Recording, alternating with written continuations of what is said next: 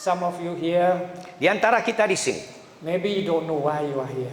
mungkin Anda tidak tahu mengapa Anda sudah ada di sini. But I tell you what, Tapi saya beritahu, you are here Anda ada di sini for a divine appointment. karena ada satu pertemuan ilahi Tuhan untuk Anda. Because God loves you very much. Karena Dia sangat mengasihimu. And then He brought you here. Dia telah membawa Anda ke sini.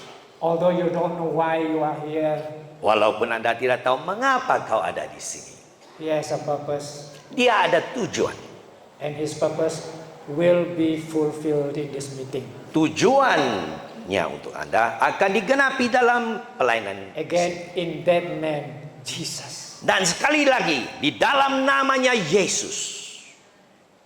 Last year, Tahun lepas, our theme was preparing for eternity. temanya adalah mempersiapkan diri kita untuk zaman yang kekal, musim kekal. It was online, Itu di dalam online. first of its kind. Kali pertama dilakukan begitu. And I hope the next generation can do it the second, third, fourth, fifth time. Mungkin generasi baru ini akan lakukan yang kedua, 3, 4 sampai 5 kali. But maybe not my brother Reverend Pengiran and my time. Bukan bagi Reverend Pengiran atau kami punya masa ini. That will be your generation. Mungkin bagi generasi yang muda ini di depan ini. How many hours can you give me? Berapa jam yang Anda dapat beri kepada kawan kita ini? Now is I think almost 12, is it? Jam, It's 11 something. just 11 something.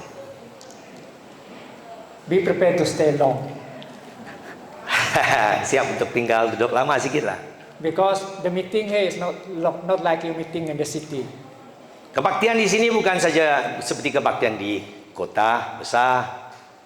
After 20 minutes, the preacher must stop. Selepas 20 menit, pengkhotbah mesti berhenti. But here we don't have time limit. Tapi di sini tak adalah jam yang macam jam klasik sedikit lah. Jam Tuhan lah, amin. Because here we live in eternity. Sekarang kita hidup di sini dalam kekekalan. So eternity don't have time. Dalam kekekalan itu tidak ada masalah. Hallelujah. Haleluya. And I was asking yesterday, and they are saying, I think there were more than 30,000. More than 30,000 Iya, about 30. Ada lebih dari 30,000 who attended or visited us on YouTube. yang hadir dalam YouTube semalam. And that's those, not semalam, the last year. Oh, itu tahun lepas. So I believe out of these 30+ thousand people Dari who watch us on YouTube, 30,000 yang sudah nonton dalam YouTube ini, God have already touched them. kita tahu Tuhan sudah sentuh mereka. You heard the testimony from our president just now. Kesaksian dari presiden tadi, There was only one. ada satu saja. We had many other testimonies. Banyak lagi kesaksian yang kami tidak kongsikan They dengan said with Anda. us. Mereka kongsikan dengan kami. When we started the idea of doing that, Bila kami mulakan ini idea untuk buat online ini, so I asked myself, tanya diri saya sendiri, how in the world are we going to reach the hearts of those out there so far? bagaimana kita dapat menjangkau mereka yang tinggal dan duduk di sofa mereka itu? I'm preaching and looking at the camera. Saya berkhotbah melihat kepada kamera itu, There is no audience, tak ada orang pun. and the guy out there is in his bedroom, Nah, orang yang di luar itu dia mungkin di bilik. maybe in his pajamas. Mungkin dia tidak pakaian seperti Anda hari ini. So we just don't know who are they, how are they watching us. Kita tidak tahu siapa yang menonton kita, dalam keadaan apa mereka ini. So one guy said, Ada orang yang katakan, when we started to see you guys on the YouTube, waktu kami menonton kalian dalam YouTube itu, our tears start flowing. air mata kami mulai mengalir. You just cannot stop. Kami tak dapat berhenti We just don't know menangis. why. Kami tak tahu mengapa. I'm so used to people so close to me. I touch their heads and pray for them. Karena The kita tears comes out. sudah biasa dengan jumpa orang secara hidup-hidup punyalah. That's okay. Itu baik kan? That's normal Itu biasa. or even abnormal. Mungkin sudah tak biasa. Ya. But this one, yeah, I said, how am I going to Tapi reach bagaimana? those in Kuala Lumpur, there, Saya Semenanjung, menjangkau Sabah, there? mereka yang ada di Semenanjung, How Kuala are, Lumpur, how are we going to Sabah. reach them when Bagaimana we are so mau far? jumpa temu dengan mereka yang jauh ini? Well, Ya, God is omnipresent. Tuhan kita ada di mana-mana. He just proved that. Dia sudah buktikannya kepada So that kita. was last year. Tahun lepas itu. So this year we have 7 sessions, Tahun ini ada 7 kebaktian sini. including the prayer sessions. Termasuk berdoa. So I'm taking the first session. Saya akan ambil sesi yang pertama. I'm sorry I'm speaking English, Saya minta maaf cakap dalam bahasa Inggris. not because I'm very proud, Bukan sombong lah. because we planned it that way. Itu dirancangkan begitu. One session we will have it in English, Satu sesi dalam bahasa Inggris. and the rest of the sessions will be in Bahasa Malaysia. Kemudian yang lain akan bicara dalam bahasa. And those who come from so far away, Yang datang dari jauh itu. so you are not so good in Bahasa Malaysia, Mungkin bahasa bukan bahasa Anda. not so good in Lun Bawang. Bukan Anda faham bahasa Lun So Bawang. at least you understand something from the English. Kurang-kurang pun bolehlah dengar dalam bahasa Inggris. So that's why we plan. Today's session is in English. Itu sebabnya pada sesi ini kita bicara dalam bahasa Inggris. Not that Cikgu Sang is very westernized, Bukan orang, Cikgu Sang ini orang barat. but we plan it so that everybody who comes Itu here get blessed. dirancangkan supaya orang ramai datang dapat senanglah tenang dalam bahasa mereka sendiri. So that everybody who gets here get blessed. Semua yang hadir diberkati. Itu tujuan kami. So that's the problem. I've forgotten where did I put my? Yeah.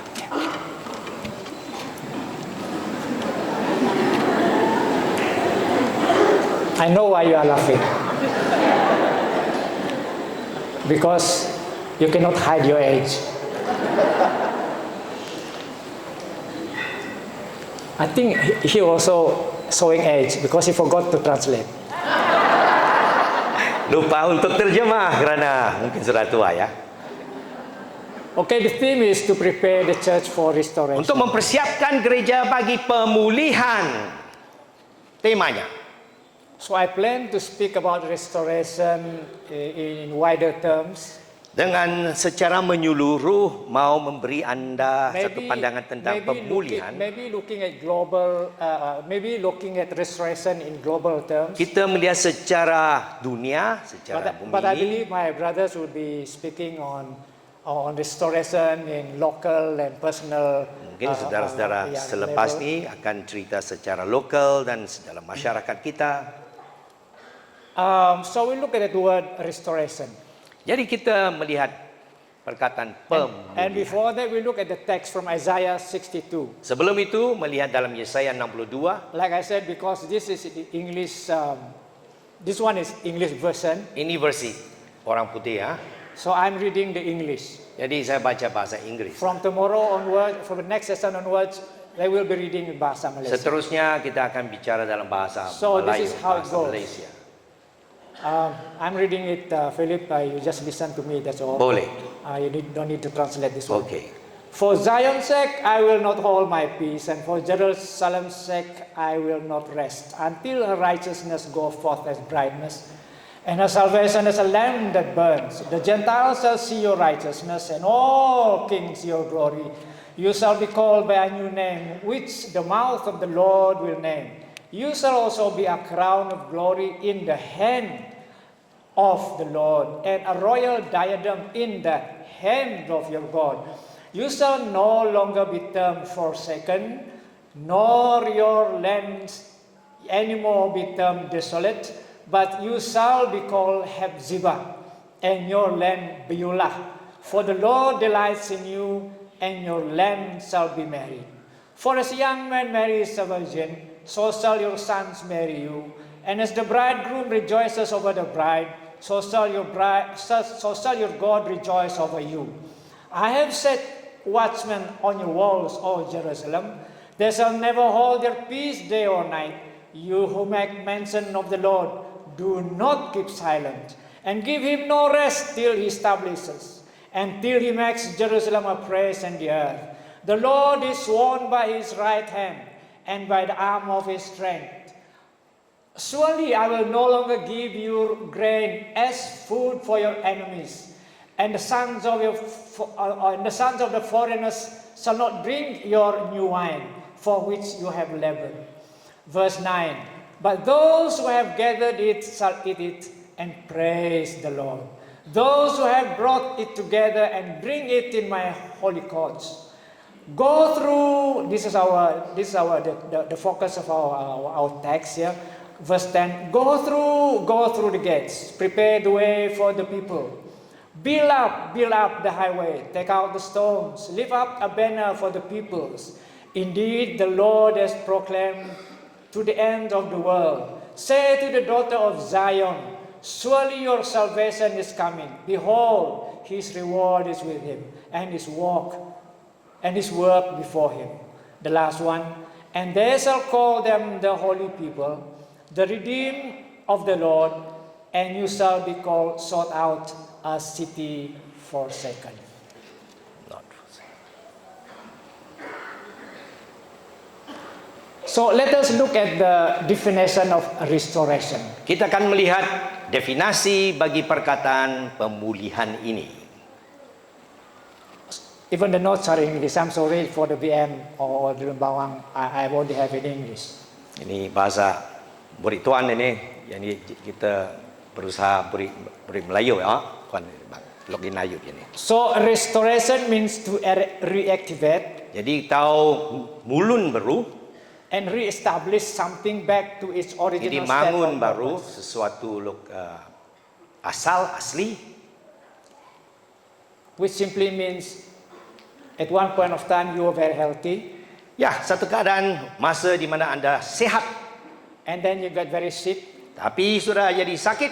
When we say you are restored, Bila anda dikatakan sudah dipulih, you will be brought back to the original state. berarti anda sudah datang kepada keadaan yang mula. And in the church, Dan juga di gereja, there were many things in the church. ada banyak perkara yang ada di gereja. The church history say, Sejarah gereja mengatakan that we have lost several of the truths. ada beberapa kebenaran yang sudah hilang. So God, through the Holy Spirit, Dan Tuhan melalui Roh Kudusnya want to restore these truths mau kembalikan kebenaran into ini its original di state dalam keadaannya yang asli, or its original purpose. ataupun dalam tujuannya yang mula-mula itu. And restoration is always mentioned together with movement. Dalam pemulihan itu adalah satu istilah yang sama dengannya adalah satu kegerakan. Because when there is a restoration, Bila ada pemulihan, we need a movement to bring that restoration kita memerlukan orang untuk menggerakkannya so that it is established. supaya pemulihan itu dapat diteguhkan. And the church historians and theologians define restoration movement like this. Orang teologi, orang sejarah mengatakan begini. A time when the Holy Spirit acts sovereignly Masa di within the mana Roh church Kudus to restore a biblical truth or ministry back to its proper order and function. Roh Kudus mula dia untuk berkarya secara dia punya yang dia buat itu untuk gereja, untuk pulihkan kebenaran dalam Alkitab ataupun dalam pelayanan kembali kepada fungsinya ataupun dia punya peraturan yang mula-mula itu. And there is a verse in the Bible Ada ayat dalam firman Tuhan, in Acts 3:21 Kisah Para Rasul 3:21 itu, speaking about restoration of all things. bila dia menceritakan tentang pemulihan segala sesuatu. In the ASV, Dalam in the American Standard Version itu, it says, and that he may send dia the dapat Christ who has been Kristus appointed for you, yang even telah dilantik Jesus, untuk anda. whom the Yaitu heaven Yesus. must receive until the Surga times of perlu terima restoration sampai masa of pemulihan all things, bagi segala sesuatu, whereof God spake by the mouth di of his mana holy prophet, Tuhan telah bicara dari mulut that have been nabi-nabinya yang suci from of old. dan yang ada dari dulu kala.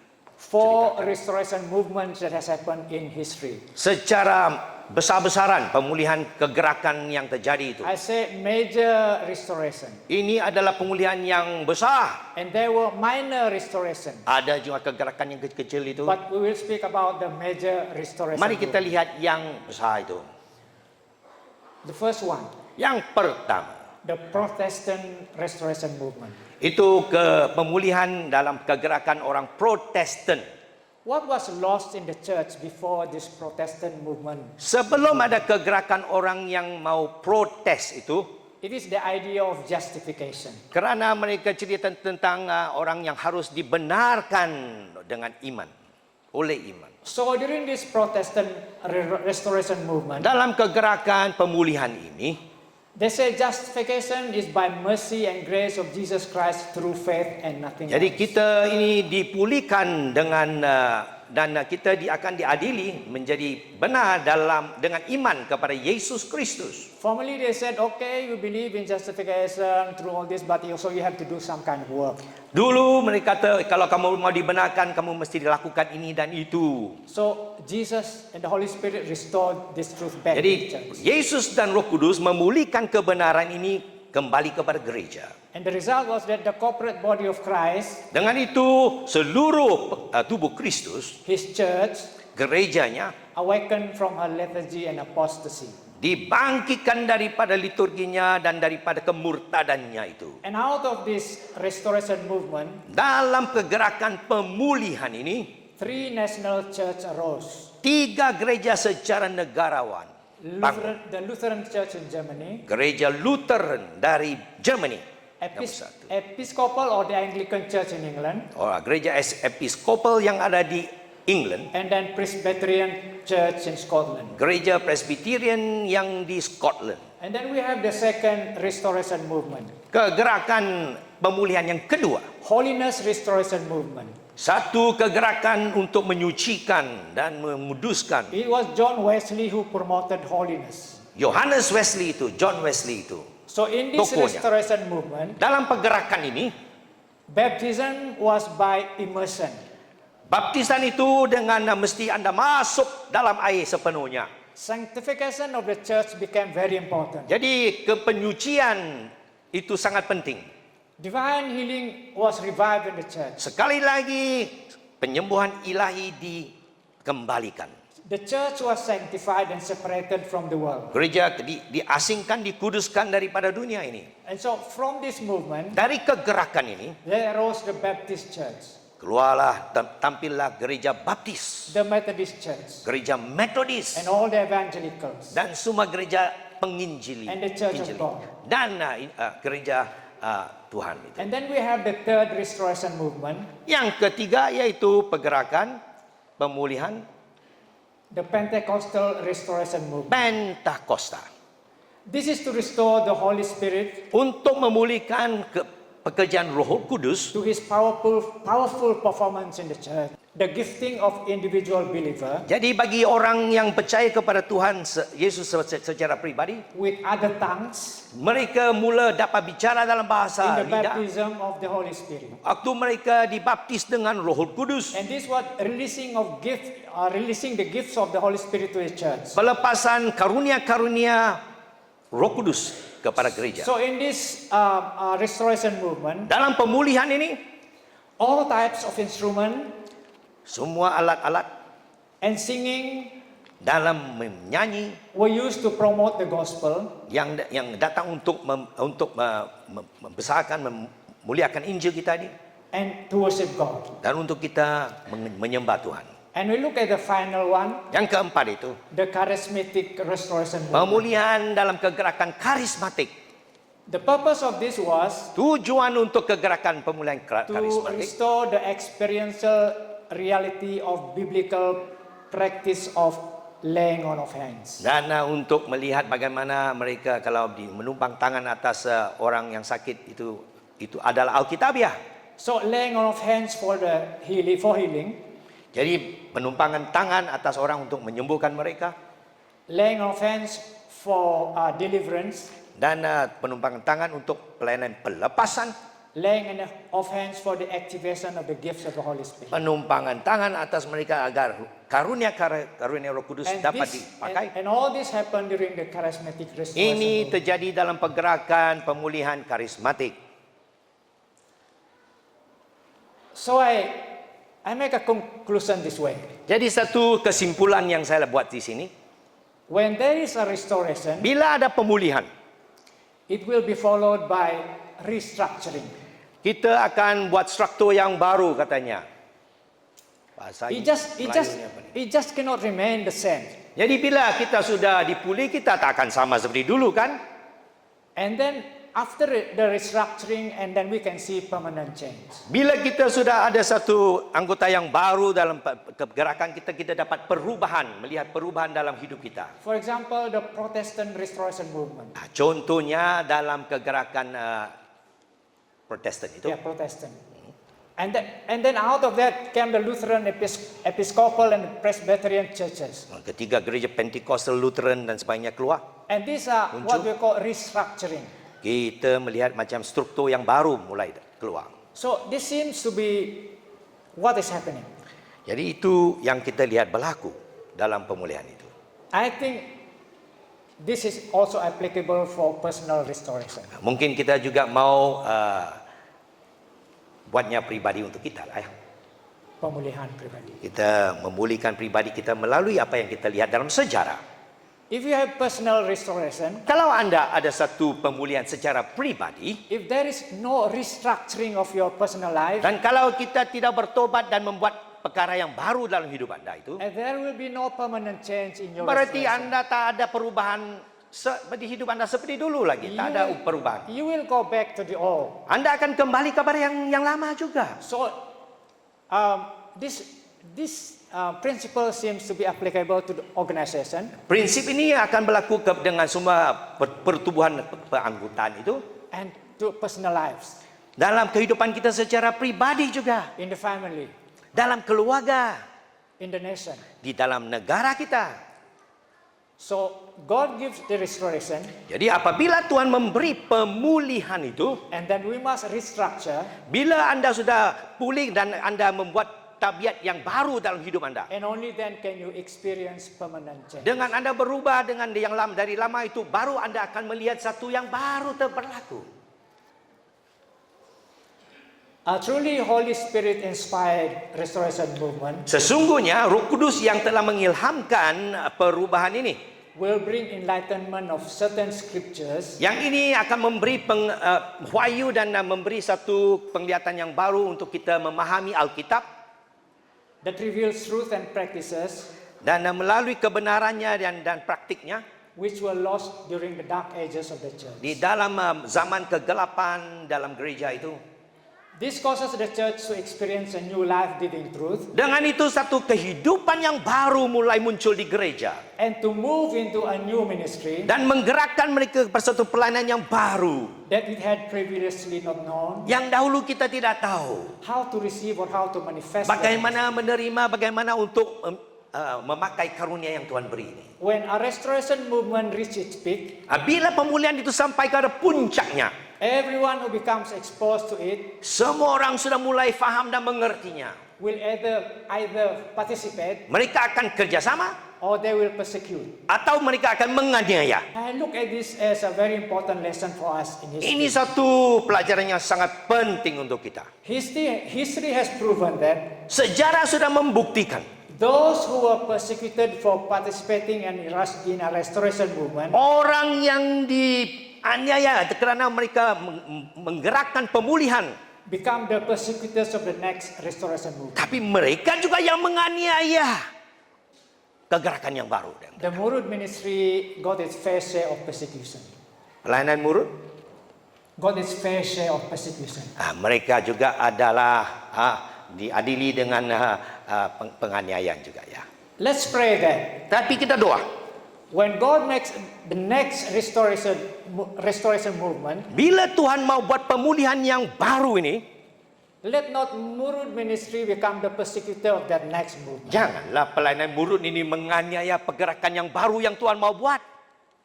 It just go round and round. Itu akan menjadi satu bulatan. We never seem to learn. Seperti kita tidak pernah belajar daripada sejarah. Christians seems never to learn. Orang Kristen macam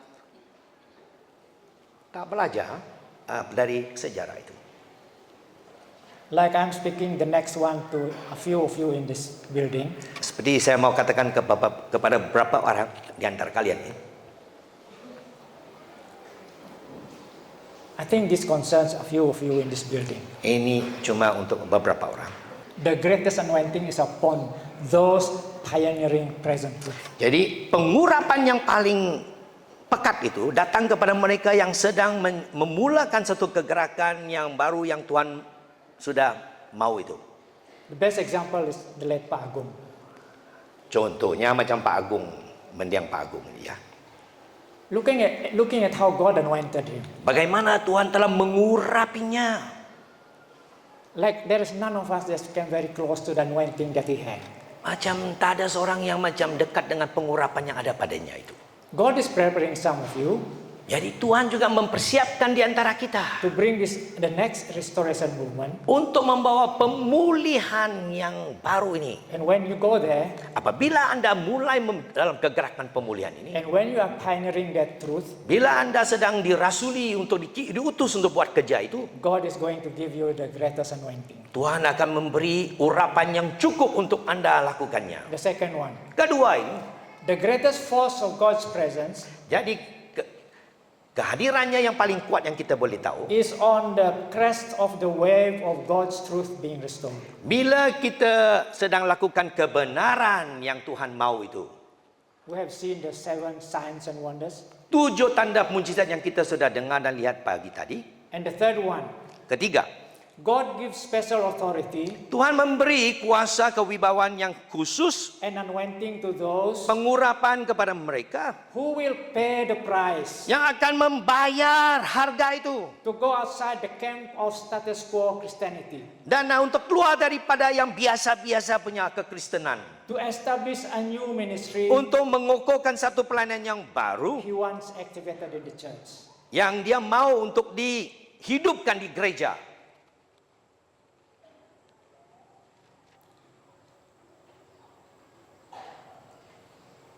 The next one, Seterusnya, those that God called to pioneer this next restoration movement, yang Tuhan panggil untuk merasuli pelayanan yang baru ini, they will receive more of the spirit of revelation mereka akan mendapat wahyu in the knowledge of Christ tentang pengetahuan dan pengenalan tentang Yesus in His timely purpose. dalam masa yang tepat dalam musim ini. He will also give you new wisdom Dia akan memberi kepada kita hikmat yang and baru authority dan kuasanya to propagate untuk memberitakan, and establish restoration untuk truth mengukuhkan satu pemulihan dalam kebenaran and ini ministries within the church. dan pelayanan di antara gereja-gereja. And this one is very useful. Yang ini sangat berguna. God will give you additional grace Tuhan akan beri anugerah to yang endure, ditambahkan untuk tekun, tahan, to adjust untuk menyesuaikan to keadaan, conflicts, melalui segala perselisihan yang ada, to adjust to conflicts, controversies, persecution that will come from the aniaya, order restoration movement. salah faham dan sebagainya yang akan datang dengan apa yang Anda mau buat. And then I learned this. Dan saya belajar sesuatu dari sini juga. Those who are involved in this restoration movement, Mereka yang terlibat dalam pemulihan yang baru, it is not this kind of suddenly kind of thing. yang ini bukan macam tiba-tiba nih. They go through years of discipline. Mereka sudah menjalani tahun-tahun di mana mereka ada tata tertib yang baik. So God prepares a man or woman Jadi Tuhan apabila dia siapkan seorang hamba with years of discipline dengan tahun-tahun dia sudah dilatih, and development for her or his day jadi untuk dipersiapkan untuk hari ini, of responsibility in this new di area. mana dia akan ada tanggung jawab bagi era ini. So that's my message for the 4 restorations. Jadi inilah sebabnya pemberitaan pemulihan ini. I feel like to say this one once more. Sekali lagi saya mau ulangi, History has proven that sejarah sudah membuktikan those who were persecuted because they participated in that restoration movement, mereka yang telah dianiaya kerana mereka mengambil pelayanan dalam era pemulihan itu, they become the persecutor of the next restoration movement. mereka menjadi penganiaya dalam pergerakan yang baru. Can we learn this? Bolehkah kita belajar sesuatu dari kalimat ini? And don't repeat it. And don't repeat it. Dan marilah kita jangan ulangi keadaan itu. I think I go back a little to Isaiah 62 again. Kita kembali kepada Yesaya 62. So thank you very much, President, for giving us the background just now. Terima kasih kerana Presiden sudah memberi latar belakang untuk that kita. was so useful. Itu sangat berguna. But I'm looking at it and making some more stress on chapter 60 to 62. Saya akan lebih tekan kepada pasal 60 sampai 62. Because if you read this in context, Kalau dibaca dalam konteksnya, then we start to understand the theme of our conference. kita mulai untuk mengerti, memahami tema konferensi ini. Mempersiapkan gereja To prepare the church untuk pemulihan. for restoration. In chapter 60, Pasal 60 ini, God said to Jerusalem, Tuhan kata kepada Yerusalem, said, Jerusalem, "Oh Yerusalem, come on Jerusalem, marilah Yerusalem ini arise and shine. bangkit dan Your bersinar. light has come. Terangmu sudah datang." But remember, Tapi ingat, if we don't know the history, kalau kita tak memahami we sejarahnya, cannot appreciate this. kita tidak akan macam mengindahkan apa yang kita baca. The Jews have been in exile for 70 years. Orang Yahudi sudah di dalam perbudakan selama sudah 70 tahun, tak ada di kampungnya sendiri. They don't have their own government. Tak ada kerajaannya sendiri sudah. They don't have their own country. Tak ada negara sendiri. There is no national temple. Tak ada satu kuil atau satu bait sucinya dalam untuk negara. And the city is in ruin. Kotanya sudah dalam kerosakan. And the people are scattered all over the nation. Umat Israel sudah pergi disebar di mana-mana. And God said, come on, Jerusalem, arise and shine. Dan Your Tuhan light has kata, come. "Hei Yerusalem, bangkit dan bersinar." And then I look at chapter 61. 61 pasalnya. That's about the anointed one, Diceritakan tentang yang mengurapi itu. the Messiah. Sang Al-Masihi itu. The Messiah that has come. Yang telah datang itu. Rohnya yang telah datang. His work. Dan pekerjaannya. And so, initially God is saying, Mula right, dia you katakan, arise and shine. Anda harus bangkit dan Your bersinar. light has come. Terangmu telah datang. No, this is not because you deserve it. Bukan kerana Anda layak terima. Or that's not because you're worthy of it. Bukan kerana Anda sudah begitu baik. Because of this anointed one. Tapi kerana pengurapan yang datang ini. The anointed one makes it possible for you to do this. Yang mengurapi itu membuat Anda mampu lakukan kerja. And I look at chapter 62, Pasal 62. and God seems to be inviting us to be partners. Dia mengundang kita untuk bekerja sama dengannya. 62 verse 1. Ayat 1 itu. He says, for Zion's sake, I will not hold my Demi peace. Sion, aku tak akan diam. And for Jerusalem's sake, I Buat will not rest Yerusalem, aku tak akan berehat. until her righteousness goes forth Sampai as brightness, kebenarannya akan terbit. and her salvation as a lamp that burns. Keselamatannya akan dilihat di mana-mana.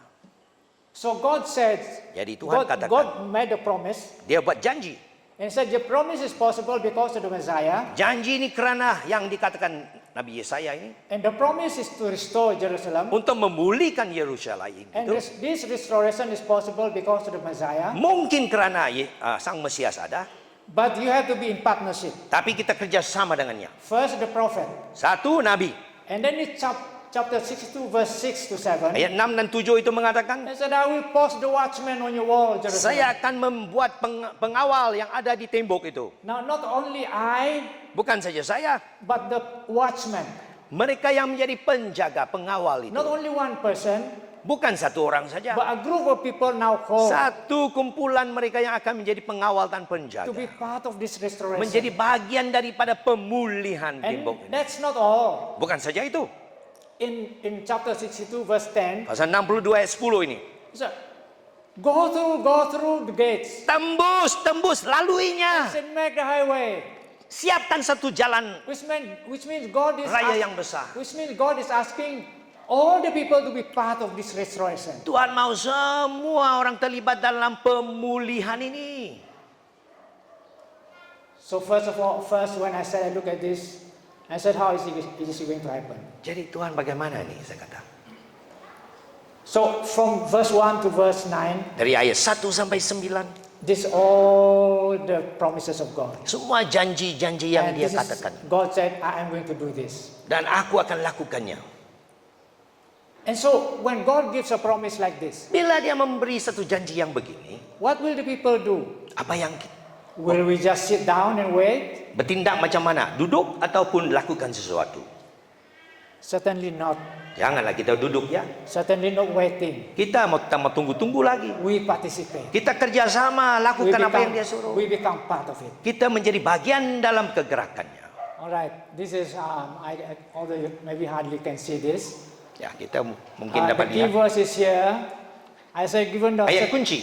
the certainty of God's promise that verse 9, 1 to 9 confirm, what should the people of God do? Jadi dengan kepastian daripada janjinya, apa yang umat Tuhan harus lakukan? Should they simply sit in passivity and wait? Adakah mereka masih duduk dan tunggu lagi? Of course, the answer is no. Tidaklah. And this is my conclusion. Ini adalah kesimpulannya. When God promises to restore, Bila Tuhan janji untuk memulihkan, He gives the provision. Dia akan sediakan segala sesuatu untuk lakukannya. And God invites our partnership. Dan dia mengundang kita untuk kerjasama dengan dia lah. So if God has promised you that you are going to have a restoration, Kalau Tuhan sudah janji untuk memberi pemulihan kepada anda, my brothers and sisters, saudara-saudariku, don't just sit and simply wait. janganlah santai-santai lagi kata orang tu kan. He wants us to participate. Dia mau kamu kerjasama dengan dia lah. How are we going to participate? Macam mana kamu mau kerjasama? My brothers, the next speakers will be speaking about Ini mereka yang akan khotbah nanti akan terangkan So wait jelaskan. for them. Nantilah tunggu. I will not speak what they want to speak. Saya akan beri masa bagi mereka. So Mereka akan sambung. I'm just giving the background Saya beri satu latar belakang so that we can understand what it agar means. kita dapat memahami, To prepare the church for how to restoration. prepare the church for restoration. Initially, I thought maybe I want to speak about how the church is going to be restored after the pandemic. Saya fikir mula-mula mau kata macam mana gereja akan dipulihkan selepas pandemik ini. Of course, that is true. Betul juga ya. I believe some of my brothers here will speak on that. Saya percaya hamba-hamba Tuhan akan berbicara dari itu. But this is what the Lord led in my heart. Tapi apa yang Tuhan telah letakkan dalam hati saya hari ini, saya sampaikan. I want to share this with you all. Sekali lagi mengkongsikan dengan kita. The issue of the whole of Isaiah, Seluruh Nabi Yesaya punya buku ini is about trusting the Lord. tentang bagaimana kita mesti berharap, percayalah kepada Dia. See, God says, "Arise and shine, Jerusalem." Katanya bangkit, bersinar. And then the Jews, the Jerusalem people said, "How can that be? Orang Yahudi kan macam mana boleh lagi? We're 70 years in exile. Sudah 70 tahun sudah dalam pembuangan. We don't even have a government. Tak ada We kerajaan, don't have a nation. tak ada bangsa, We don't have a national temple. tak ada bait suci Our sudah. city is in ruin. Kota kita pun sudah And rosak. you are telling us to rise. Nah, kau cakap sama kami untuk bangkit, And you are telling us to shine. suruh kami untuk bersinar. So this is the issue. Ini adalah persoalannya. As I sat down and meditated on this one, Waktu morning saya after morning, duduk pagi demi pagi untuk merenungkan bagaimana. I asked the Lord, what are you saying? Tuhan, apa you mau cakap? Suppose the Lord tells some of you, Mungkin Tuhan cakap dengan Anda. you are going to be a spiritual giant in this land. Kau ni akan jadi suatu orang rohani yang sangat terkenal. Are we going to be like the Israelites, Adakah kita mau seperti orang Israel yang dulu? having this trust issue? Ada persoalan untuk percaya. There is someone here. Ada seorang di sini.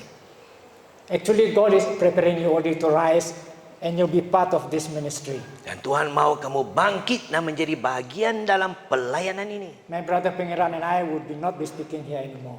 Mungkin pengiran dengan saya kami tak ada di sini lagi. And God is raising you. Tuhan mau bangkitkan Anda. And your problem now is about trusting God. You punya masalah, macam mana mau percaya sama Dia? I don't even have bachelor degree. Saya tak ada ini ijazah bachelor itu orang I'm not cakap. even a very good speaker. Saya bukan penceramah yang baik. So you have this mentality, just the same, trust problem. Pikiran Anda ini tak bolehlah. But when we begin to trust God, Tapi mulailah kamu mau belajar, harap percaya kepada Dia. what He promised you, Apa yang Dia janjikan itu, what He has told you, yang sudah diberitahu kepada Anda, it is going to pass. akan terjadi. You are going to stand here Akan Anda berdiri di sini, in one of these future conference, di dalam konferensi di masa depan, and you will be speaking dan Anda akan bicara because God said so. kerana Tuhan katakan. It's not because you are worthy. Bukan kerana Anda layak, It says God gave the provision, tapi Tuhan yang sudah siapkan but Anda. He invites your Tapi Dia participation. undang Anda untuk kerjasamalah dengan Dia. God has already said to our leaders, Tuhan sudah cakap dengan kita punya pemimpin, I am going to raise you up as spiritual giants in this land. saya akan bangkitkan kalian sebagai pemimpin-pemimpin rohani yang ada wibawa. A few months ago, Beberapa bulan yang lalu, a friend from Semenanjung came here. teman dari Semenanjung datang, So they said with us, tinggal sama dengan no, kami. they shared, kongsi, Mereka kongsi juga dengan kami about a prophecy given by a prophet, a servant of God from Africa, dari Afrika, seorang nabi bernubuat who came to Malaysia. yang telah datang ke Malaysia. And this is what the man of God said. Itu hamba Tuhan mengatakan, For the Malaysian church to reach its destiny, bagi Malaysia, gerejanya untuk mencapai hala tuju yang Tuhan mau, the orang asal must rise up. orang asal, orang asli perlu bangkit. Now, if this is how God planned it to be, Kalau itu sudah direncanakan oleh Dia, the longer we prolong this, makin lama kita tunda-tunda ini, the longer we work with this, we deal with this trust issue, makin lagi ragu-ragu, the longer the Malaysian church will reach its destiny. lama sikitlah kita akan sampai kepada hala tuju yang Tuhan mau itu. So rise up, Jadi bangkitlah. arise and shine. Mari bangkit dan bersinar. Your light has come, Terangmu telah datang. but don't look at this 70 years of exile. Jangan pikir tentang 70 tahun pembuangan itu, sudahlah. Don't look at your present situation. Jangan lihat kepada keadaanmu sekarang. God is going to change that. Dia akan merubahkan segala sesuatu. You see, the nation is waiting. Ya. The national church is waiting. Gereja secara bangsa kita ini sedang menanti kita. The church in Malaysia is waiting Gereja Malaysia menanti to reach its destiny, untuk sampai ke hala tuju yang Tuhan mau. to reach her destiny. Untuk sampai kepada masa depan yang sudah And orang asal, yang dia mau itu. and leaders of the orang asal, Buat orang asli, pemimpin-pemimpinnya, rise up, bangkitlah. rise up, Bangkit. because God said so. Karena Dia telah katakan, He gave the provision, Tuhan sudah beri segala sesuatu untuk Anda untuk bangkit. and then invites us to be partnership. Marilah katanya, Dia undang kita.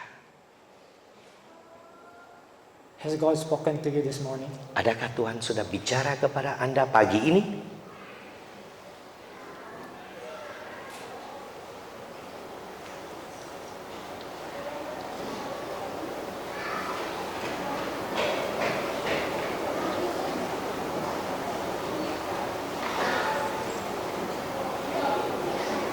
We are allowing the message to sink in. Biarlah firman-Nya menyeludup masuk ke dalam hatimu, batinmu. Holy Spirit, make the message sink in. Roh Kudus, Biarlah firman-Mu dan pemberitaan-Mu. I didn't plan this, God. Tuhan yang mau rencanakannya. Lord, you have put this in my heart. Kau yang letakkan dalam hati hamba-Mu. You have spoken these words to me. Bicaranya dalam hati saya. And you are the one who is going to fulfill these words. Biarlah Engkau juga yang akan memenuhi firman-Mu ini. Cause our leaders to rise. Bangkitkanlah pemimpin-pemimpin Especially the orang asal. secara khusus So orang that asal, this Malaysian church supaya gereja Malaysia will reach her destiny. akan sampai kepada maksud tujuan For Tuhan the glory of your name. untuk kemuliaan nama-Mu. Hallelujah. Haleluya. Amen. Amin.